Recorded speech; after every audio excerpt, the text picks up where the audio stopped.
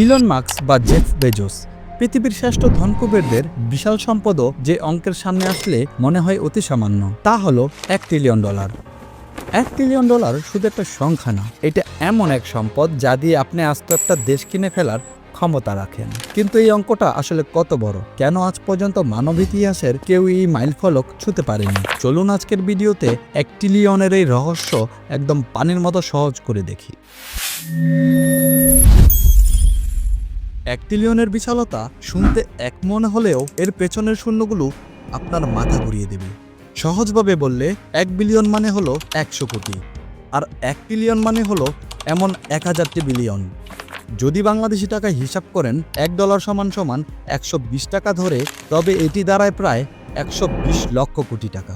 আমাদের দেশের কয়েক দশকের বাজেট মিলালেও এই সংখ্যার সমান হবে না। আপনি যদি প্রতিদিন 1 কোটি টাকা করে খরচ করেন, তবে এই 1 ট্রিলিয়ন টাকা শেষ করতে আপনার সময় লাগবে প্রায় 3000 বছর। অর্থাৎ আজ থেকে খরচ করা শুরু করলে আপনার কয়েকশো প্রজন্ম শেষ হয়ে যাবে, কিন্তু টাকা শেষ হবে না। আসলে 1 ট্রিলিয়ন টাকা দিয়ে কি কেনা সম্ভব? অনেকে বলে টাকা দিয়ে নাকি সব কেনা যায় না, কিন্তু $1 ট্রিলিয়ন থাকলে আপনি পৃথিবীর প্রায় সব কিছুই কিনতে পারবেন। এই টাকা দিয়ে আপনি অ্যাপেল, ডিজনি এবং নেটফ্লিক্সের মতো টেক জায়ান্টগুলো একসাথে কিনেও পকেটে কয়েকশো বিলিয়ন ডলার রাখতে পারবেন। আপনি চাইলে কয়েকশো দ্বীপ কিনে নিজের আলাদা এক পৃথিবী সাজাতে পারেন।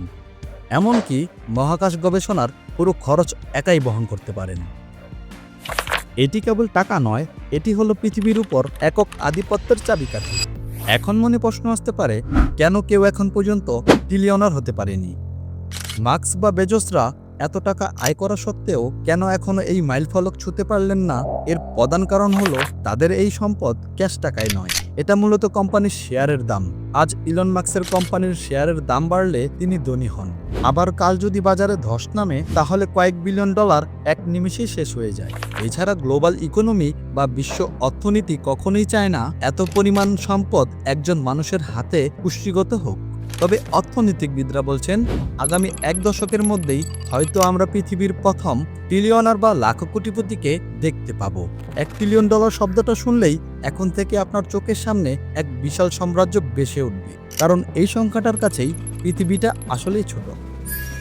এখন আপনাদের কাছে আমার একটা প্রশ্ন, যদি কাল সকালে আপনি $1 ট্রিলিয়ন মালিক হয়ে যান, সবার আগে কোন জিনিসটা কিনবেন? কমেন্টে আপনার পাগলাটে আইডিয়াটা আমাদের জানান। ভিডিওটি ভালো লাগলে লাইক দিন এবং এমন ইন্টারেস্টিং বিষয় জানতে আমাদের চ্যানেলটি সাবস্ক্রাইব করে রাখুন। দেখা হবে পরের ভিডিওতে।